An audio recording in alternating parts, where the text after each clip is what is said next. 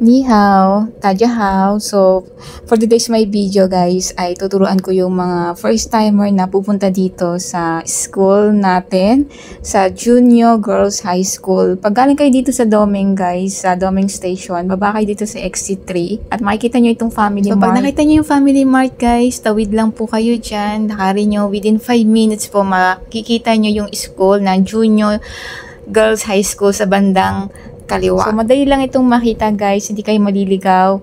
At sa likod lang pala ito ng Chiang Kai-shek. So, ito yung school guys. So, nasa harapan yung pinaka-main entrance nitong school na to. So, hindi ko nga ina-expect na dito lang pala yun sa likod ng Chiang Kai-shek. Malapit lang din sa amin.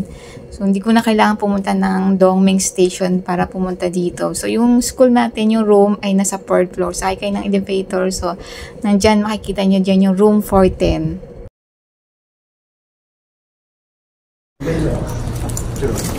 4th floor. Ang laki ng school na to.